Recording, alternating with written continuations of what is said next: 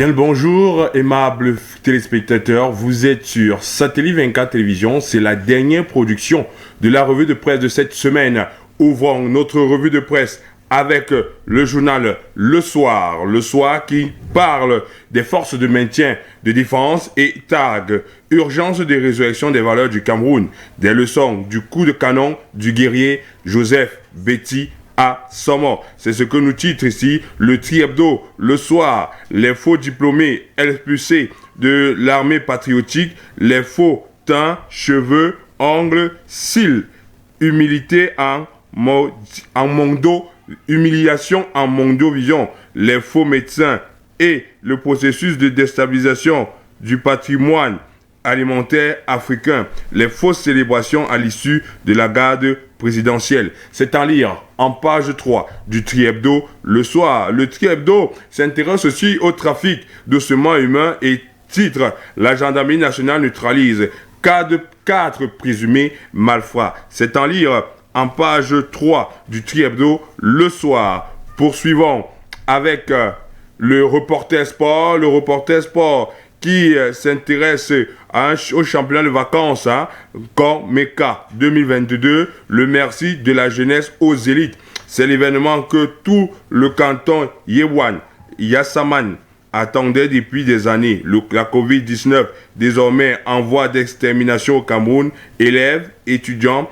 population du canton Yassaman et de l'arrondissement de Miomé-Sala en général ont eu droit à leur moment de détente, de réflexion, de communion et de partage. C'est en lire dans le reporter sport de la page 6 à la page 8. Poursuivons avec Medi Action. Medi Action qui s'intéresse à la NAFOOT. Le DG Karl Enongachu bien présent au deuxième tournoi des pôles régionaux. C'est ce que titre ici en début de page à Medi Action. Mais le grand titre de Medi Action, c'est la rentrée scolaire 2022-2023. Conformément au communiqué du MINSEC, Express Union a déjà lancé les inscriptions et la réception des frais d'examen des lycées et des collèges. Cette mesure de sécurisation des fonds dans les établissements publics a été annoncée par Madame le ministre des Enseignements secondaires, le professeur Nalova Lyonga, à travers un communiqué de presse. C'est à lire dans Medi Action. Et Medi Action s'arrête sur la tournée, sur le RDPC, la tournée de toutes les attentes du secrétaire général Kuete, qui fera une tournée dans différentes régions du Cameroun pour prendre le pouls des différentes sections du parti des Flammes. Poursuivons avec le Calam. Le Calam qui s'intéresse ici à Eric Aimé Défaut. Le pouvoir au Cameroun redoute la diaspora. C'est ce que titre ici le Calma, qui s'intéresse ici à... Il n'aime pas la critique, mais même constructive. Certains pays devraient nous servir de modèle. Le Premier ministre n'est pas respecté par ses ministres. Copions ce que fait l'Inde pour devenir une puissance. C'est le diaspora. Diaspora, c'est l'échange qu'a eu Eric Aimé Défaut avec la rédaction de Le Calme. Continuons avec le quotidien Econews. Econews aujourd'hui qui s'intéresse au secteur de l'éducation et de la formation et titre la SND 30 dates, c'est rayon. Et la revue de la mise en œuvre de la stratégie nationale de développement du secteur de l'éducation et de la formation professionnelle s'est tenue hier autour du ministre de l'économie et de la planification et de l'aménagement du territoire. Au terme du bilan, les ressources allouées à l'éducation et à la formation représentent 12% au lieu de 20% recommandés par la communauté internationale. Lire ce décryptage de ce grand dossier en page 5 du journal du quotidien Econews. Poursuivons avec le quotidien Réalité Plus. Réalité Plus qui s'intéresse à la gendarmerie nationale. Des diplômes remis à 775 stagiaires en fin de formation. Ils ont reçu un parchemin de fin de formation ce 18 août 2022 au camp Yayap des mains du général de brigade Daniel Elokobi Njok, directeur central de la coordination de la gendarmerie nationale, représentant le secrétaire d'État de la Défense, Galas Etoga. Au cours de la cérémonie, il leur a demandé de faire preuve de professionnalisme et de mettre pratique connaissances reçues au service de la nation camerounaise. C'est en lire en page 2 et 3 de Réalité Plus. Réalité Plus s'intéresse aussi aux droits d'auteur. Le ministre Bidongpat installe les nouveaux membres de la commission New Look le 22 août 2022. C'est en lire en page 7 de Réalité Plus. Poursuivons avec le quotidien économie qui s'intéresse sur l'entretien et la sécurisation des stades, ce que va apporter l'Office national des infrastructures et équipements sportifs. Et il faut noter qu'il a été créé le 17 août 2022 par un décret présidentiel du président de la République, son Excellence Paul Biya. C'est en lire en page 3 du quotidien économie. Poursuivons avec le quotidien économie qui s'intéresse à la BA. Le PCA demande l'audit du processus de recrutement des agents d'encadrement supérieur. C'est ce que nous déclare ici le quotidien économie. C'est en lire en page 3 du quotidien économie. Poursuivons avec Info Matin. Et Info Matin s'intéresse dans les performances des universités d'État. Et aujourd'hui, l'université de Yaoundé 1 parmi les meilleures du monde.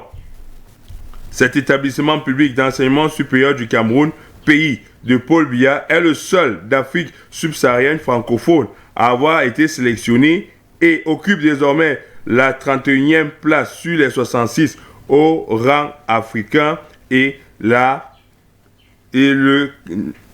940e au rang mondial sur plus de 1750 universités dans le classement 2022 du magazine américain US News World Report. Un autre exploit réalisé grâce à la gestion avec maestria du recteur Maurice Aurélien Sosso qui, depuis sa nomination en 2012 par le chef de l'État, n'arrête plus de travailler sans ramener l'orthodoxie sur tous les plans au sein de la mère des universités. C'est en lire en page 3 de Info Matin.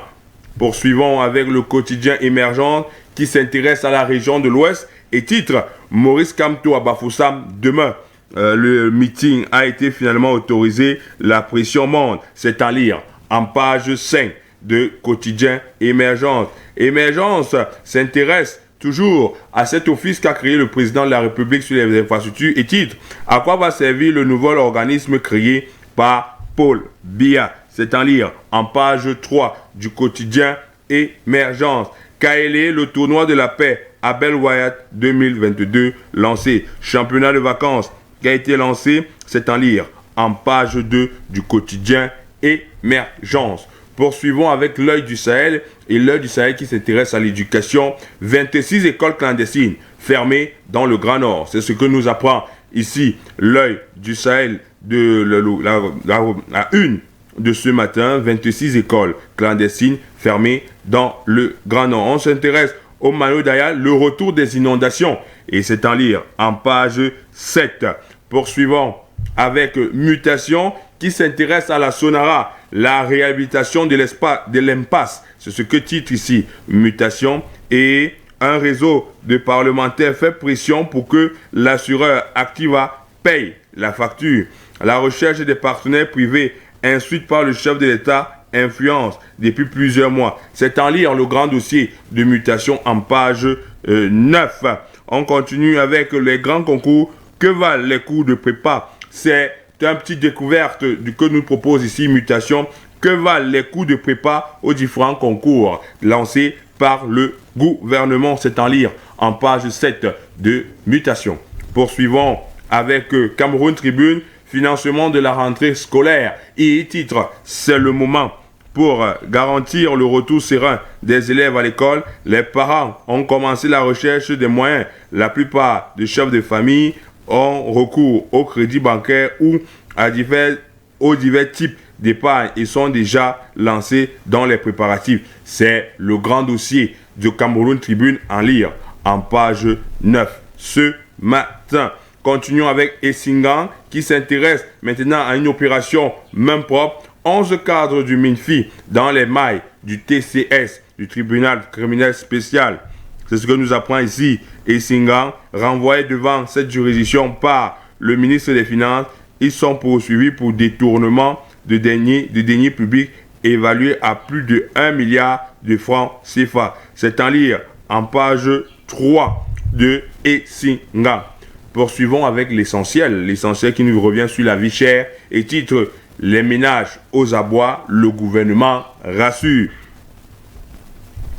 Le panier de la ménagère continue d'être désespérément vide. Les ménages sont toujours sur leur faim. La tendance haussière des prix des produits de grande consommation sur le marché ne décline pas. Les mesures du gouvernement de lutte contre la vie chère semblent ne pas encore porter leurs fruits. Nombre d'observateurs pensent que les pouvoirs publics devraient plutôt agir dans le sens de la revalorisation, le pouvoir d'achat des Camerounais pour véritablement lutter contre l'inflation. C'est le grand dossier que propose l'essentiel. Lire page 4 à 7 ce matin.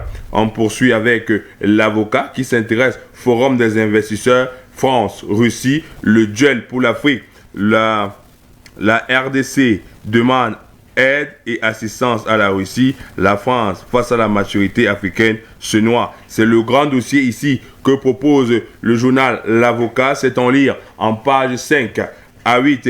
Équipementier et titre « Le coq veut défier le lion ». C'est ce que nous apprend ici l'avocat en complicité avec Yannick Noah. Ce que titre ici le journal L'Avocat. Poursuivons avec The Guardian Post. The Guardian Post qui s'intéresse aujourd'hui, qui nous dévoile aujourd'hui la personnalité de la semaine et s'arrête au ministre de la Défense, Joseph Betty Assomo, pour la radiation de près de 1000 élèves gendarmes des formations pour faux diplômes. On s'intéresse à le journal Le Quotidien, Journée mondiale de la photographie, Paul Biya, photo officielle. Elle est avenante, omniprésente, impressive, attractive. Elle reflète le beau, renseigne sur l'art de la photo et sur l'habilité de l'artiste, le photographe, et même elle présente la valeur marchande. C'est ce que nous titre ici le journal Le Quotidien. Le Quotidien, célébration des héros nationaux à toi, chef de bataillon Antoine Olivier Essama Inga. C'est un hommage que fait le journal Le Quotidien à ce commandant de bataillon mort au chevet de bataille. Poursuivons avec le Pélican qui nous titre droit, qui s'intéresse aux droits d'auteur au Cameroun.